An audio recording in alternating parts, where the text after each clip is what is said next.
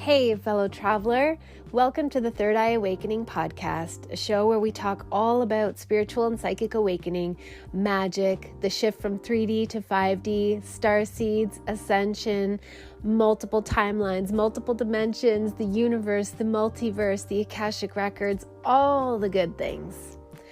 I am your host, Amy Belair, and I'm so glad to have you here with me today. Okay, let's do this. Hey everyone, welcome to another episode of Third Eye Awakening. Today I have with me a soul sister and a fellow priestess, Christine.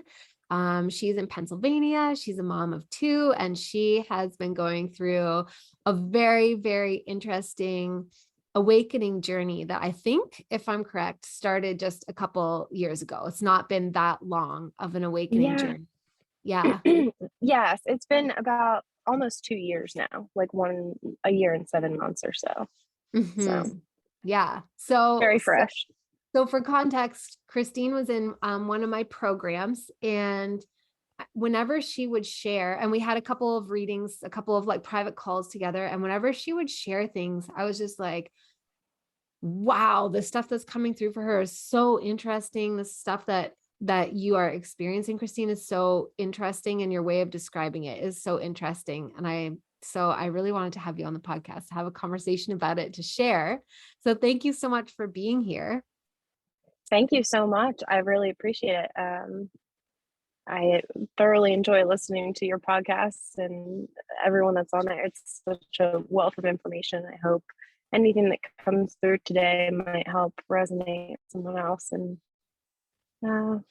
yeah, I'm be a positive change. So I'm positive that it will. Thank you. So do you want to maybe start out by just kind of telling us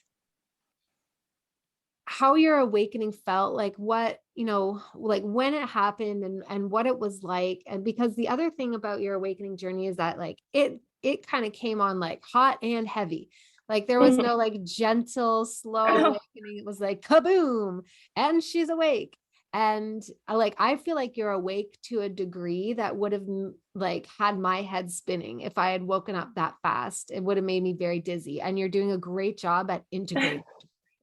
Thank you. Thank you so much.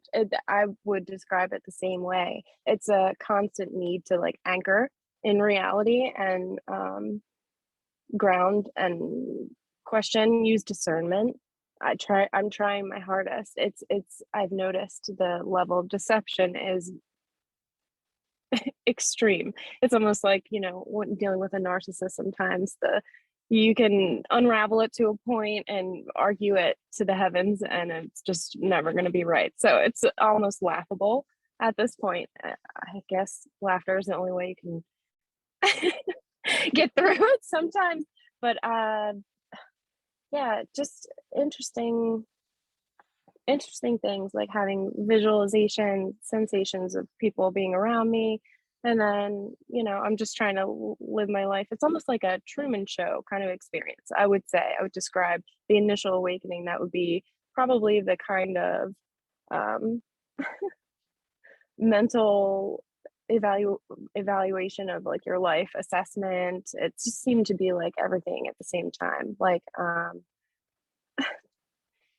dark and light at the same time, and seeing it in everything, feeling it in everything. And it's just like being open to it and allowing it to come in and just trying to sit with it. And then I feel like the past year has been like physically integrating the information that I took in. Like I feel like it didn't even last, it was like 2 weeks of such high energy and understandings and terrifying things that would be coming to me mentally, sometimes audibly, but it's just the sensation of like never being alone. And then it's the awareness of, well, I think I need to be okay with this, because I also understand and can clearly see that there are other levels of this reality in different dimensions. And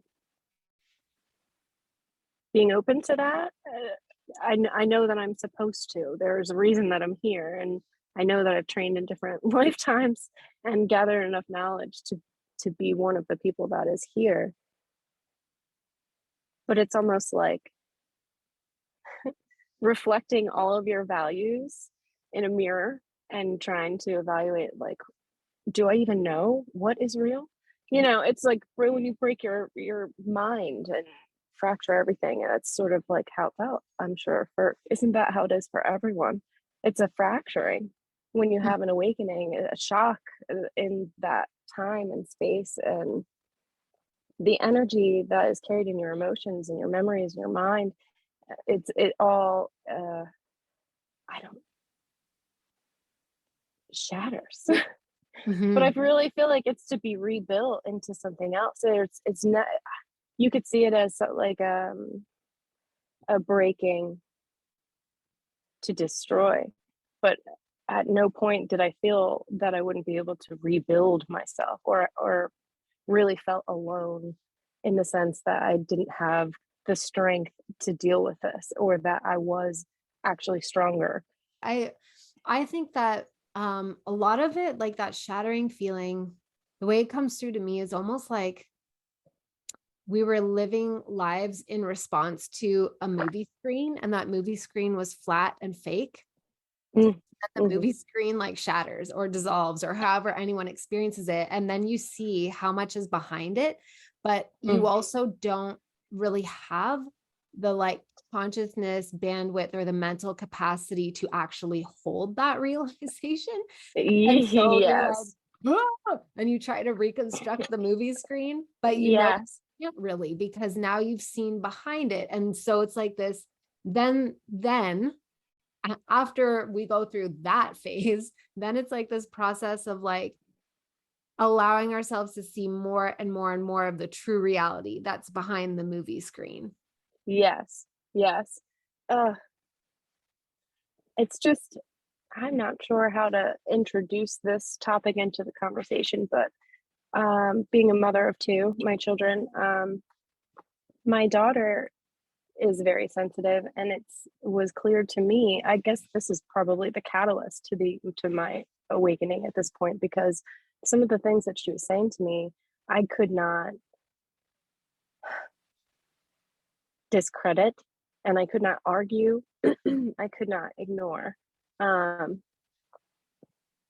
she was coming to me and talking about birds, and it would I would observe her visually looking around the room, and would notice her reaction. Sometimes she would become quiet. She started to hide when she would get hurt, instead of coming to me with open arms and saying like, "Ow, this happened," or being free to express however she's feeling or however she needs to. It's like she's now being quiet and hiding.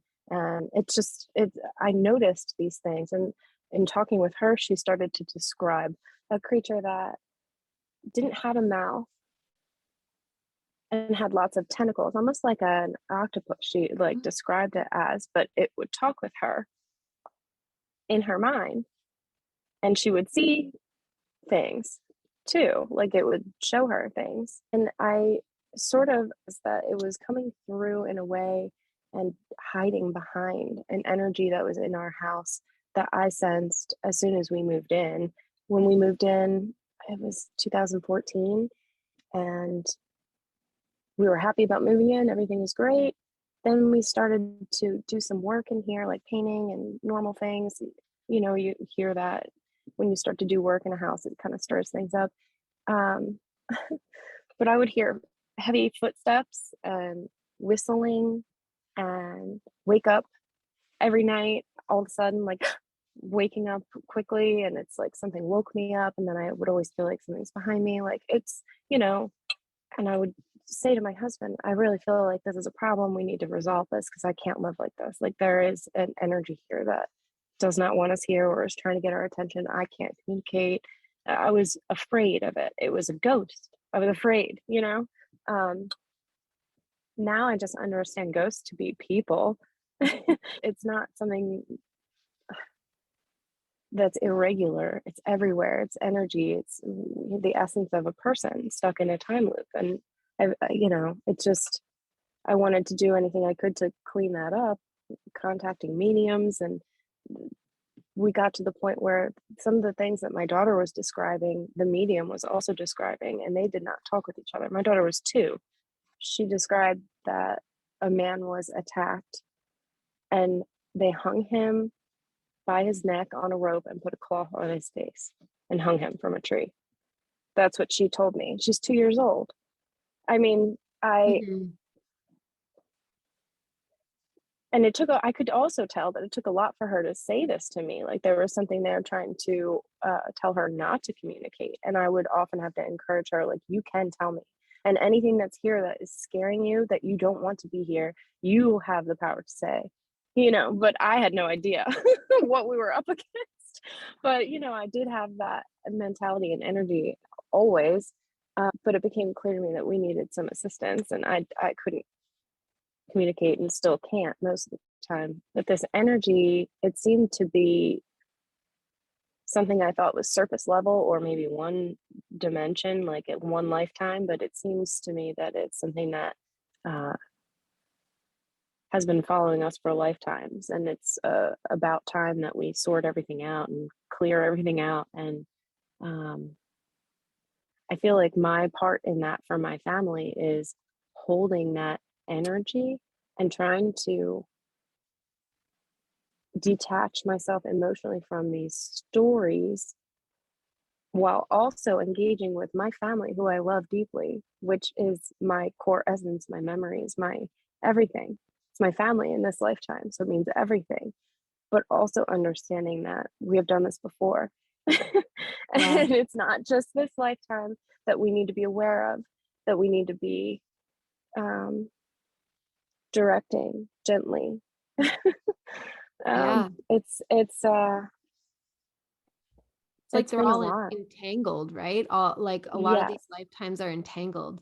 And one of the and like the some of the energies that you're up against, like some of the things that are kind of hiding behind that one ghost of the man who was hung, which I believe that is what happened to that man. But then I feel a Yeah. bigger energy behind that that is like really dark.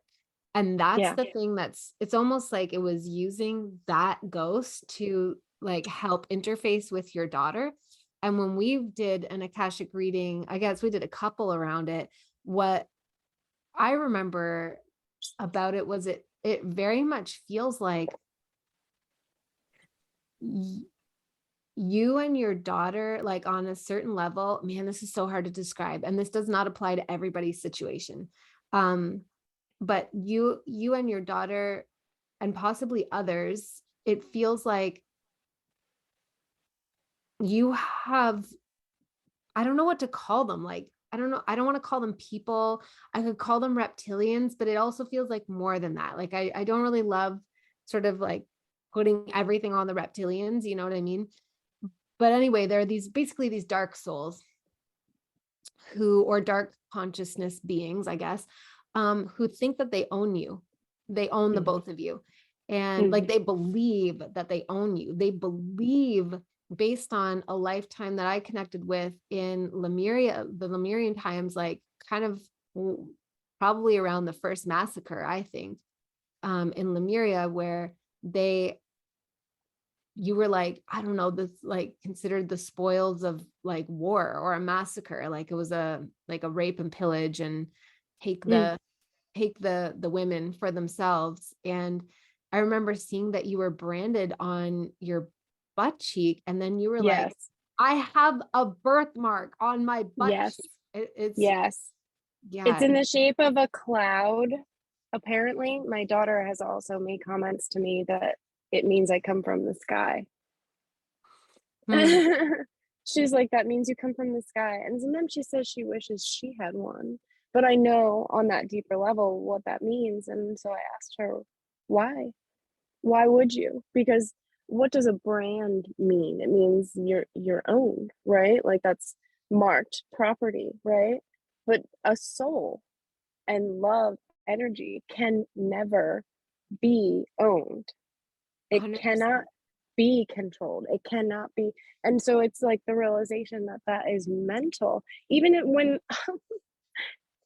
That sounds ridiculous because there are people who are literally enslaved currently in this world Yeah. physically. They're captured. They are, but what I'm describing is the mental aspect and the knowing in your heart, energy, and the power that that has. That no matter what you're subjected to, like you are not owned.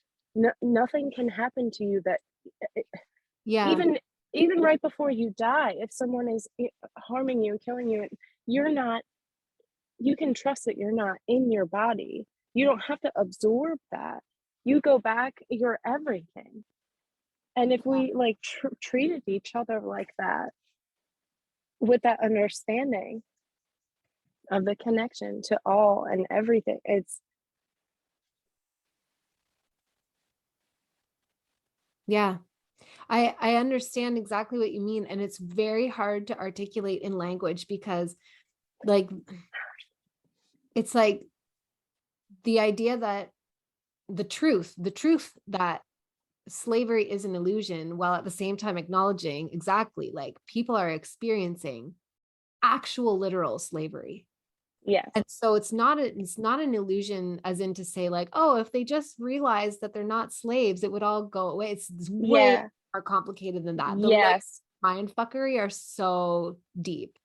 yes, yes. It's the programming that we receive, but it's almost like we were talking a little bit about being biolocated, being split, being in different lifetimes at the same time and coming in and out, which is another topic. But it's almost like maybe that happened, whether it was done to me, which is one topic, or whether I am in control of that and it's actually divine because you can detach Mm. yourself and go into and heal throughout.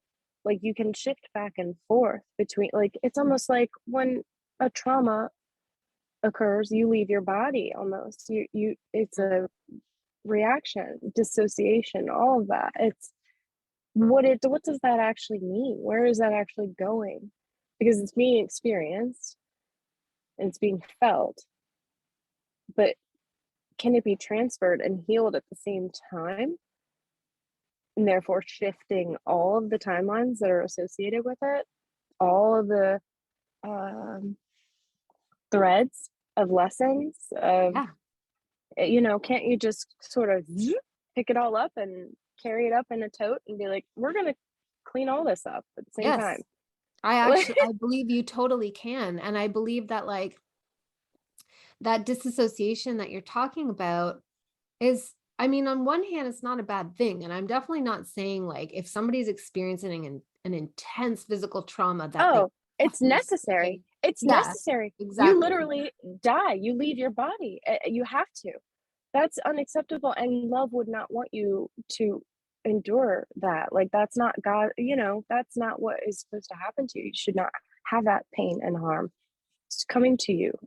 Mhm. So you absolutely should be able to, like, ah, Yeah. shift. Create a distance. Exactly. Yeah. But it feels It's to our me shadow. kind of what we can do when we're going through some kind of trauma where we disassociate. It's like I think the reason that becomes a tool for further fracturing consciousness, because I think that's what they're actually doing. Yeah. We're not supposed to loop here in this karmic loop, reincarnating over and over and over. We're actually supposed to like come and go according to our free will. The karmic wheel Yes. is not a free will experience. So I think that in order to keep us here, they fracture us more and more and more over and over and over. So it's like broken pieces of our soul that we can't find and connect with. And so we Yeah. can't make the free will decision to come and go. And then I think that they're also embedding us in like, the metaverse within the metaverse within the metaverse within a snow globe within God's creation. Like I think that there's all these like depths to it as well. Uh, But oh, I think like the way that they use our natural um mechanism of disassociation at the point of intense trauma or a really intense experience, they use it towards that fracturing because they get a like we disassociate and then basically all this mind control programming is there to say like, just carry on, so that you Yeah. stay disassociated.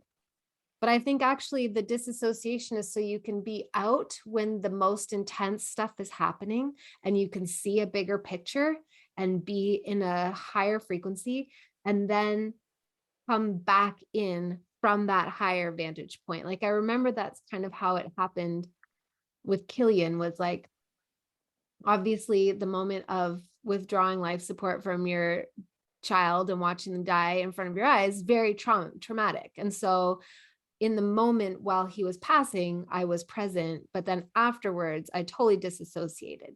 But in that disassociation, it felt like I was able to see things from it. And that's when he came in and he felt like a helium balloon. And he was like, I'm free.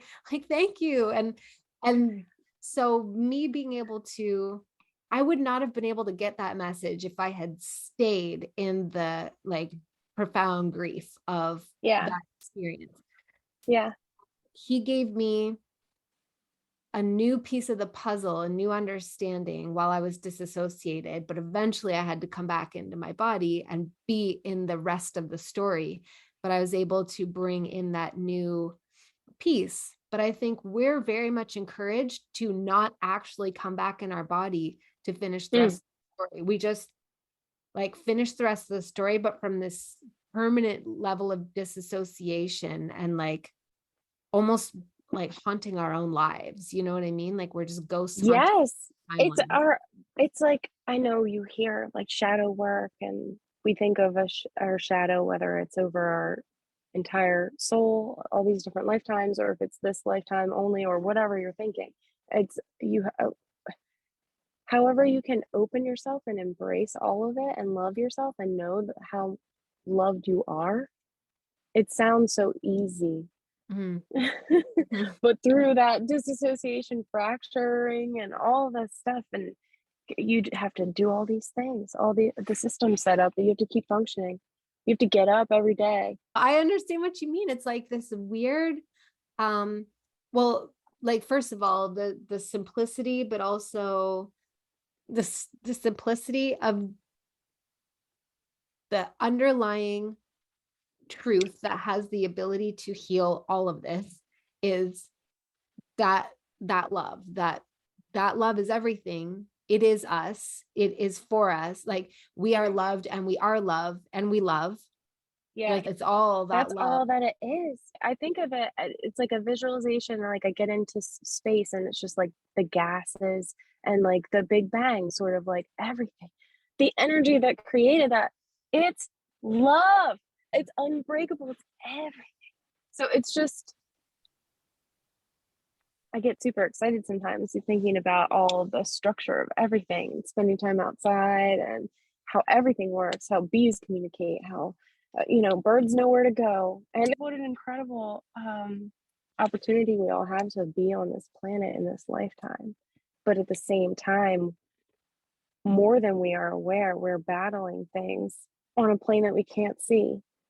Yeah, well, let's talk about that. Like, let's talk about your perception of that and your experiences that have sort of led you to have that awareness. And then also, let's wrap in like one of the things I loved about our group calls and the program that you were in was that um, you just always like you and I were on the same page where whenever I would say, like, but we are the darkness and we have Yes. can't just push it away and be angry. Like we Yes. have to acknowledge the fullness of the bullshit, but also then like be willing to own it fully. Otherwise, Yes.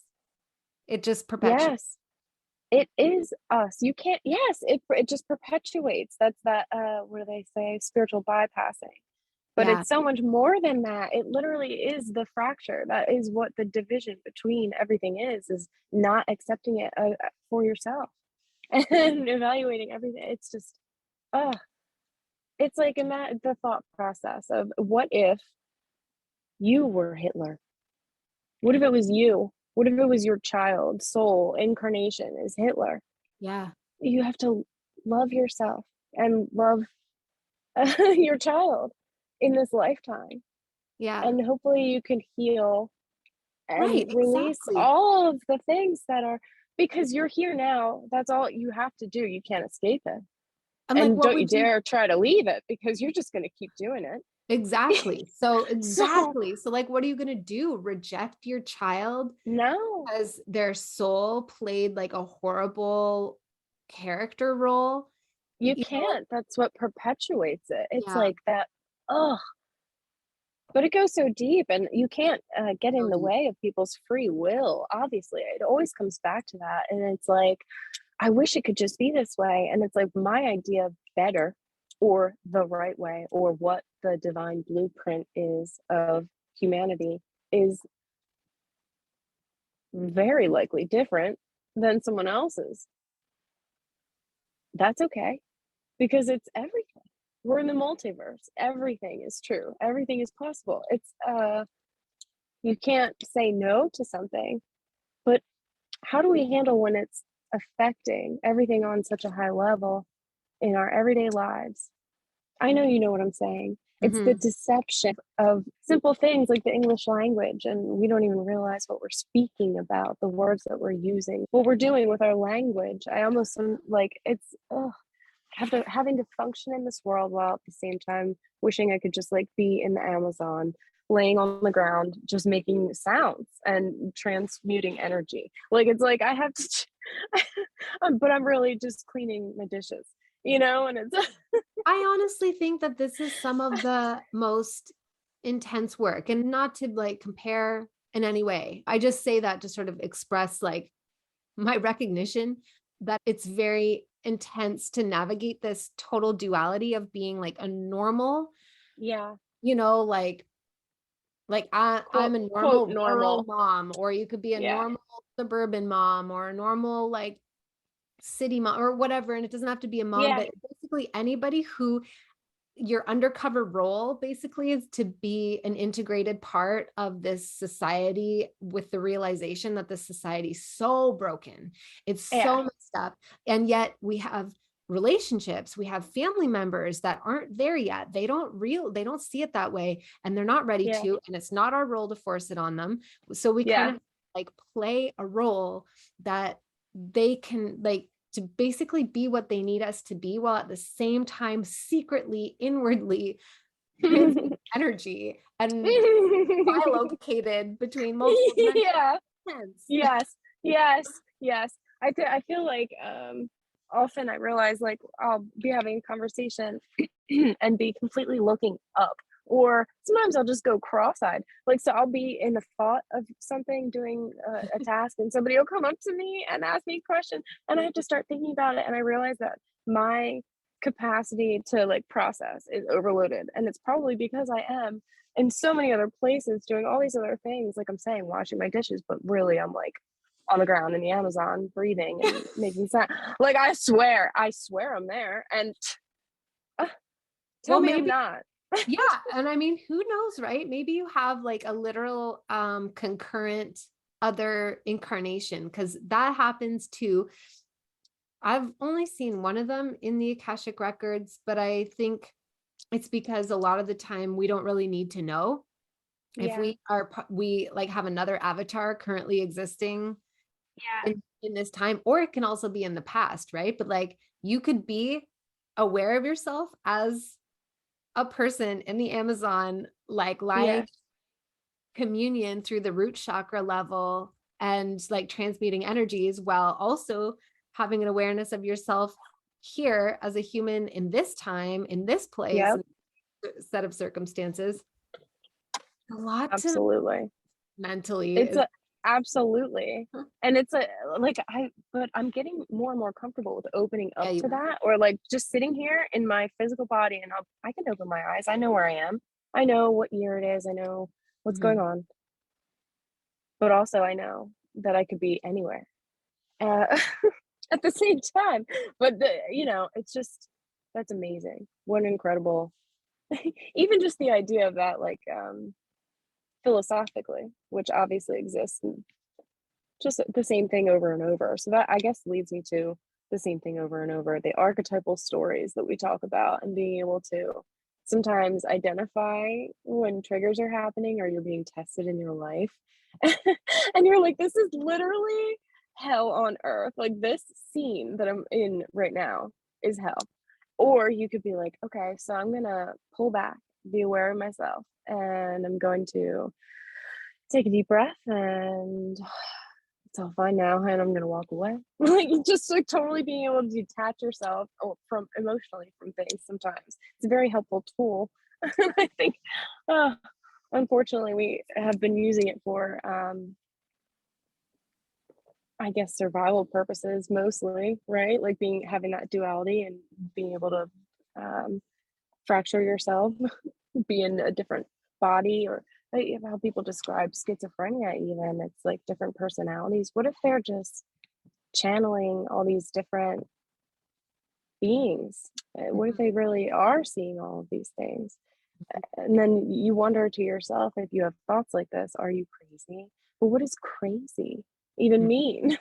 And it's That's a great question. That's a really good question because even like, so I have always been, especially in my 20s, I was really a magnet for people who have mental illness. And so you know, like I've seen it up close. I mean, I've had my own experiences with it, but mine was depression and anxiety, which is definitely different from psychosis. But I've seen people with psychosis and I've seen the way that it affects their lives, or like going into like a really intense manic episode, for example.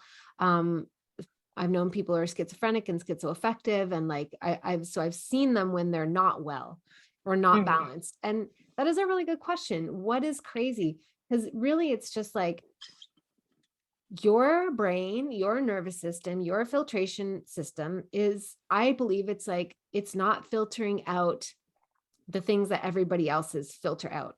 So it's Yes. like getting so much information input. But then our psyche also kind of warps it. You know what I mean? So it's not Yes. like you're just dealing with like cold, hard facts in three different realities at once. Yes. You're, you're experiencing hints and pieces, bits and pieces of, air quotes, cold, hard facts. And your brain is like warping them to try and make sense of it. And it's turning Yes. into this big, like fluid, psychedelic, insane experience. Yes. And if you don't have anybody to help you, then of course you're going to be ungrounded and you're going to have a really hard time functioning in any given reality that you're tuning into. And people are going to call you crazy. Yes, absolutely. Absolutely. It's like, sometimes when you stand up quickly and you get dizzy and I feel like Mhm. good part of my life I've been able to be like, "Oh, that's just because my blood pressure spiked because I'm probably dehydrated," and you, like, do your physical body assessment, your medical assessment, and now sometimes when that happens, I'm like, "Where's my energy? Let me call it back." Like, I'm not like, Yeah. "Oh, I'm probably dehydrated." Like, I'm like, "Oh, I need to be able to stay stable in this and balanced and fight through this, and it's okay, and it's passing, and it's" like, the assessments of, like, how you even do things every day for yourself, it's, like, wild. Yeah. I don't know. Yeah. Would you be willing to share with us some of the things that you kind of feel coming down the line? Because when we were chatting yesterday about doing this podcast together, you were just telling me some of the things that you've been going through and some like just updating me a little bit and saying like, I feel like something, I don't know how you put it, is like something big is coming this year or something like that. And I would love to hear Yeah, more. it's sort of like my own personal, hopes and dreams and goals for my physical reality, and it's sort of like wondering if I'm have to shatter it all and move on, either get a divorce or, kind of work through it and seeing things as, in a partnership and with your spouse and thinking about them as a person or another entity, and sometimes not knowing or feeling like you're able to see their shadow stuff and how it's affecting you and how it's tied to you and your paths, and uh, sharing just like throwing love energy out at that, and putting a boundary around myself. I feel like I've been able to notice in the past week or so changes in my physical reality and things that are happening in my everyday life. Things are just coming together in a way that it's like manifestation, obviously. Like it's uh, all I've been dreaming of, and how I would like to live in the world is more naturally and consciously, and uh, have appreciation for the land, and do as much as we can to be minimize our footprint and all of those things. For me, it's important. So we have bees now. We're going to be planting a garden and have a fenced in area for our dogs. We're going to get chickens, do some hardscaping work, and hopefully build some structures. And I would love to be able to practice more and do more with sound healing and Reiki and massage and things like that. And I just feel very like hopeful that I can create my reality in my life while I don't know how to put this into words, also like navigating the duality. And it's like I know you understand this because it goes back and forth like a pendulum. Is it going to work? Am I going to leave? Is it going to, am I going to do this or that? It's like I don't even know. Life's a movie, but it's really, I don't know. I feel like my capacity to try to summarize the past, it's difficult when you're like married and you're connected with someone. If you haven't had a great relationship, but you believe in your partner and you believe in yourself, and you trying to reconcile and see how you can make your life work.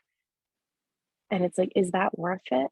Because to me, like money and any physical thing I have, it's not about possessions or, oh, my house is this and that. And yeah, I do this every day. It's not about that. It's about, do I feel supported and loved and connected? And I like need like a telepathic kind of understanding, because I feel like I'm able to do that for people a lot, like assess needs and be there and do things. And then my expectation for my partner has been pretty high.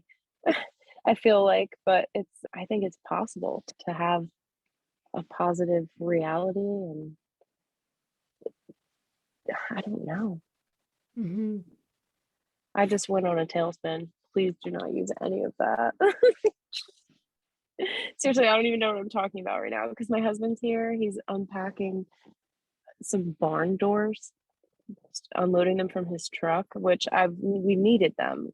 This is one of them will be a room for my bedroom to put a door on it, which means a lot for me to have boundaries and to be, you know. So it's like progress is what I was just talking about, but it's happening in front of my eyes. So it's just, Well, it's really beautiful. And two, like, I think that's a really interesting nuance in manifestation that doesn't really get talked about a lot because it is very nuanced. But I believe and have demonstrated to myself through my manifestation that it is possible to elicit a different version of our, like, whoever in our, like, a different version of our partner, a different version of our child, a different version of yeah, our friend, our boss, yes, whatever, while at the same time not imposing on their free will. So yeah, it's not like we're trying to manifest them into being a different person, but yeah, what it feels like is, like, I remember when I kind of became aware of this, I think it was when I worked as a cleaner. And I don't know, for whatever reason, I think it's because I was able to get along with somebody that everyone else was like, she's a bitch. And I was like, I don't know, I've never had that experience with her. And, totally. but I observed and I was like, yeah, I can see how she is to other people. And I was like, I wonder why it's not that way with me. And I was sort of looking at her and understanding, like, oh, we're all like infinitely faceted diamonds. But just for the sake of, like, making it a bit easier to understand, let's pretend it's not infinite. Let's just say it's like a diamond with like a princess cut, right? So Yeah, like every person is the diamond, but the way that your internal vibration and your stories are yes, it cause, affects how they react to yes, you. Yes, exactly. It's like you're yes, presenting a certain facet of your diamond, and that causes them to present a certain facet of theirs. And if you turn yours without doing it to manipulate them, you're just turning your own story, you're Yeah. turning your own diamond, then the possibility is definitely there that the other person's diamond will turn. And if they are not meant to actually be with you, like let's say in a romantic relationship, it's like basically doing your inner work. Makes me think of the Joe Thomas episode, like do your inner work. And if you do your inner work, then if they're not actually, meant, how to put it, it's like not meant to be in your life, but if it's not congruent, if you're not going to walk forward together on the same timeline, they will turn their diamond, but they'll move out and something else will shift in. And it's like just a way, it's a lot of work, but it's also, is it more work than having a bunch of drama? I don't think so. Like a bunch of fights and drama, you know what I mean? Like Yeah. it's still a lot of work, but I think it's less work than trying to make It's your relationship work. it's a different kind of work. I would say it's like when you know you're being tested or you're in a situation like I was kind of like mentioning before, you can like step out of it and just be like, oh, yeah, I can just change that by changing my energy. I Mhm. don't have to react to this. I can just get in myself and get into a mental state of my own, and I will do what I'm doing and they can do what they're doing. But it's on a different level. It's really energetic. And then it has effects beyond that. I've noticed like the other morning, I guess it was yesterday morning, I was thinking about all of this and I was doing cleansing my energy the best that I could, asking my angels for assistance and using Epsom salt and getting in the shower. Whenever I'm in the shower, I imagine any and all fractals of energy are, they can move right into the water. And that's like how I move that energy. Like I'll just say, release anything that's not mine, normal hygiene things. But this yesterday morning, I was really feeling it. Something was going on. And I was having thoughts in my head of like sort of like what I want in my life. And this sounds kind of corny because I don't want to talk about myself and what I want in my life. But it's like how I want to live my life, which really matters a lot for everyone individually. And I don't know how to put it, but it's like I almost had a conversation, sort of like I made an agreement in my mind with my husband, but I thought he left. Like he said goodbye to me and he left. And then I was having these thoughts in my mind, and then he like appeared, and he like was like super horny and wanted to have sex with me. And I was like, oh, actually, yeah, that is what I want because that's what I was just thinking. Like, I should get fucked every day. I'm sorry to say it like that, but like for me personally, I feel like in my life, I need to have a love where I'm like free and supported and things get done.